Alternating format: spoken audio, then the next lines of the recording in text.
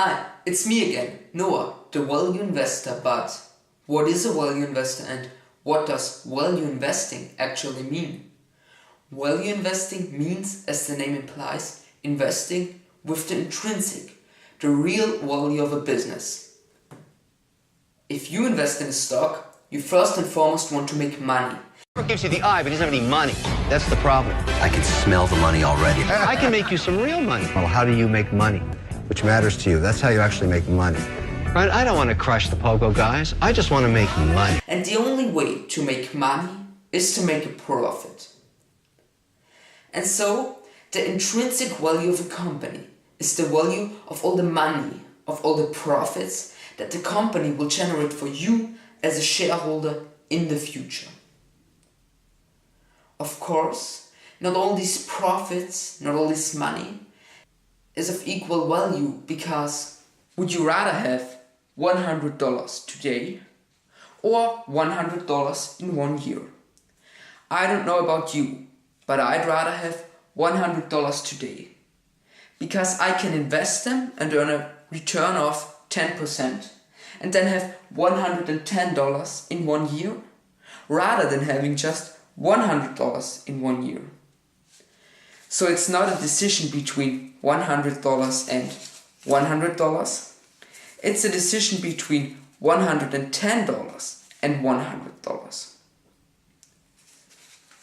In other words, you have to decide between $100 today and $90.9 today. Because if you invest $90.9 today and earn a 10% return, you would have $100 in 1 year. This effect is also called present value effect. So the present value of $100 in 1 year is $90.9, and the present value of $110 in 1 year is $100. And so the intrinsic value of a company is the present value of all the profits that the company will generate for you as a shareholder in the future. These profits for shareholders are also referred as cash flows. The further away these cash flows are, the lower the present value, because in a long time you can earn a lot of return. A value investor now tries to calculate the present value of the future cash flows, and so the intrinsic value of a company, so that he can find out if a company is undervalued and the stock price is lower than the intrinsic value, or is overvalued and the stock price is higher than the intrinsic value. If a company is undervalued, he buys the stock, because a value investor believes that the stock price will over the long term always adjust to the intrinsic value. And if the stock price is here and the intrinsic value is here, and the stock price adjusts to the intrinsic value, he can make a profit out of this gap. Of course, if the stock is overvalued, he won't buy the stock, because if the stock price is here and the intrinsic value is here, and the stock price adjusts to the intrinsic value, he has to fall, and he would make a loss if he had bought the stock. Cash flows in the future is just another word for success in the future. And that's the interesting thing in value investing, because you try to project the success of a company in the future. Of course, that's always subjective, because if you think that the products of a company are great, your value will be higher than if you think that the products of a company are shit.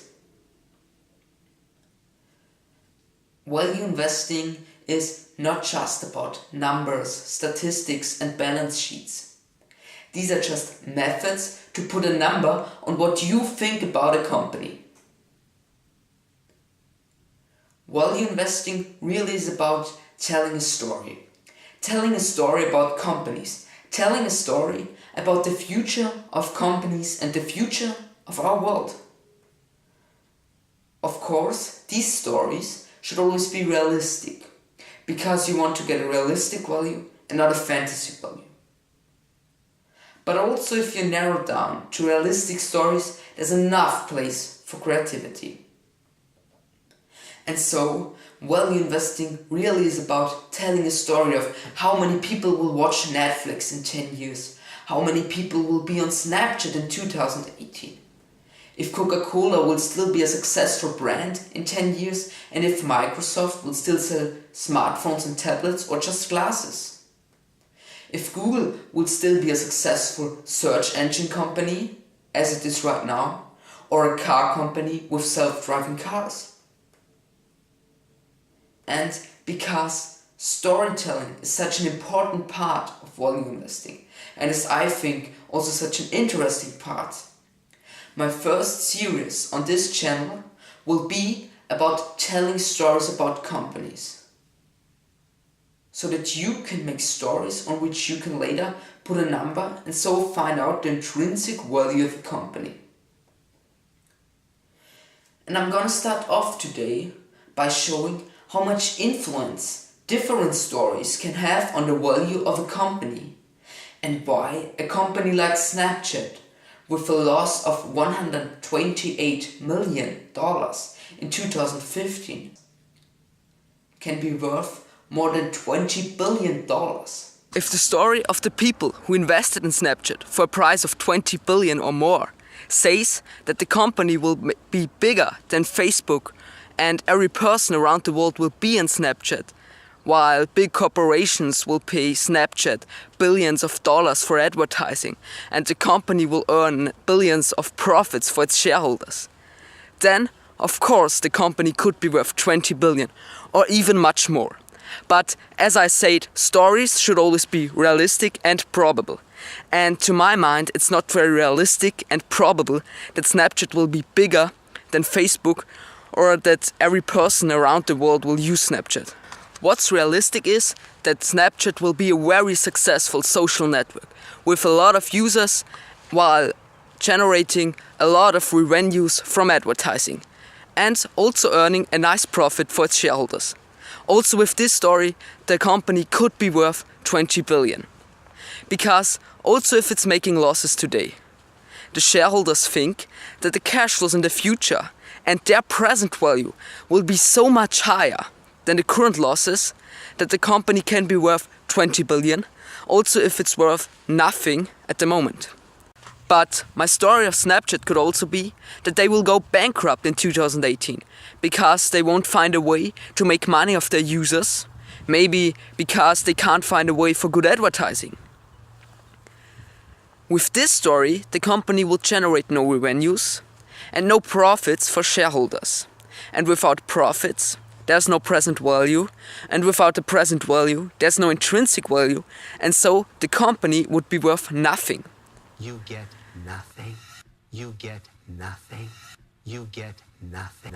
You can see it depends on which story I have, if a company is worth 20 billion or more, or if it's worth zero.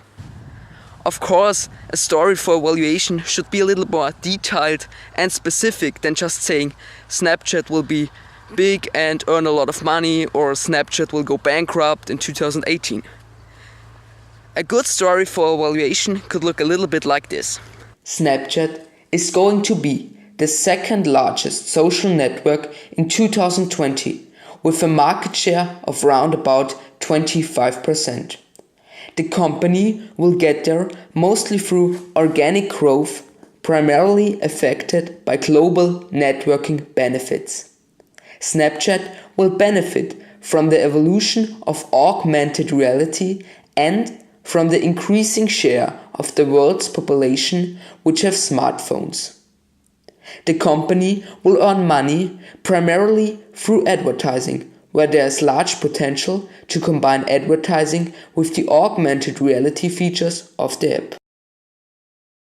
And in the next few videos, I'm gonna show you how you can make stories like this for companies and also explain, for example, what global networking benefits are and why they affect the value, the intrinsic value of a business. So stay tuned for the upcoming videos and always remember, Umsatz kommt von Umsetzung.